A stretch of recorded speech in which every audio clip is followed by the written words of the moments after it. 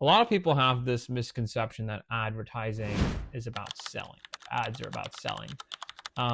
In reality, it's actually about story, right? Storytelling, creativity, and psychology. And today I'm going to show you some examples of ads that have cracked the code. Really easy ways for you to cheat and copy and see if some of these apply to you and your startup if you're an entrepreneur, or even just serve as inspiration. If you're not an entrepreneur but looking to get some marketing ideas, some sales ideas, I think they have some very strong principles. And today we're going to look at 5 ads that have sort of cracked the code, have very strong principles with good storytelling, creativity, and sort of a psychological element to it as well. First one is interactive benefits. So first one is interactive benefits. Healthletics created this great interactive graphic where it makes you think a little bit, right? They turned their product benefits into a word search. So not only are you entertained and engaged, but you're now searching through, trying to find what the meaning of these words in the crossword are. As you see clarity, calm, energy, focus, you start realizing, oh, these are all positive beneficial words. Is that what is associated with this product? And you're interested. You're like, okay, there are all these benefits. How do I get them? And at this point, you've completed a whole exercise of searching for something where you were rewarded as a crossword would, of finding the benefits, connecting them with the product, and suddenly a consumer now has that mental map connection between your product, which is the Healthletic product, and these positive benefits. 2 is the principle of familiar interfacing. So if you look at this ritual ad, you see they use a calendar format, and a lot of us use calendars on a day-to-day basis to organize our lives, right? Be it at work or personal. And this shows you kind of like that comfortableness of a product easily integrating into your life. And us human beings, we do love familiarity. Like I just said, I love getting my regular morning coffee, getting into the same comforter duvet every night.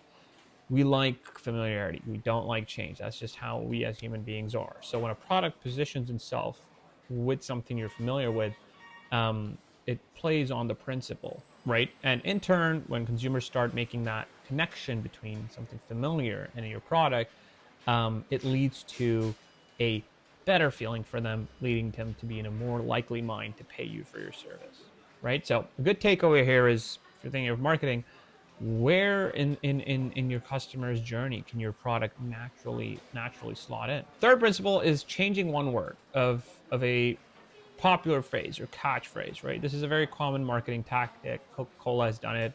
I'm going to show you one with Airbnb, where they say love at first night, right? Everyone probably has heard of the phrase love at first sight. So they just change sight to night. So again, feeling of familiarity, feeling of comfortness, and it evokes a positive emotion, right? Emotion of love, of liking, of friendliness within that phrase. And that sort of is the whole principle in a nutshell, right? And a lot of great products I've seen have tweaked these sort of phrases here and there to play on something that consumers already know, and then use that to evoke positive emotion related to their product. All right, stick with me. We have two more to go.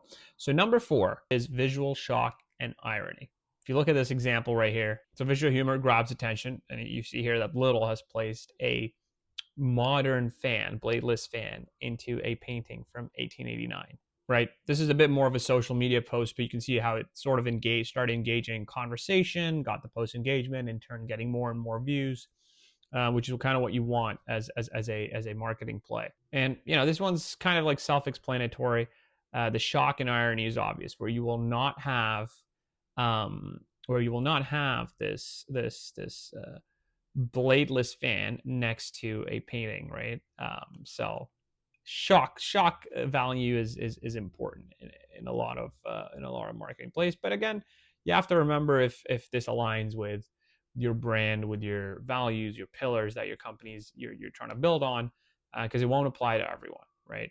And lastly is, and this I think is also pretty cool, invent the pain point. If you look at this example from Noiseful, right, they have loop earplugs, and they kind of spell out the pain that you have if you don't have these earplugs. It's Noiseful, right? There's noise around you if you don't have earplugs. You're annoyed by it, leading to a lot of different things. We've all been annoyed at some point in our life by noise. I think it happens to all of us. And so it evokes that emotion of negativity, right? That pain, and then presents a problem being solved right in front of you. Like, here's the way to solve the problem. I know you faced it. Look at these earplugs. And so this one is more, pain point driven, problem focus driven. We're like, I'm bringing the problem to you, and here's a way to solve it. And this is a great way also for you as a product.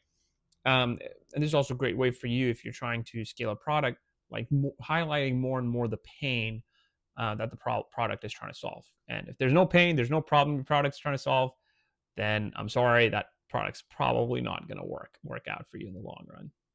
So remember, the ads are not just about showcasing products, selling products. They're about three things: creativity, storytelling, and psychology.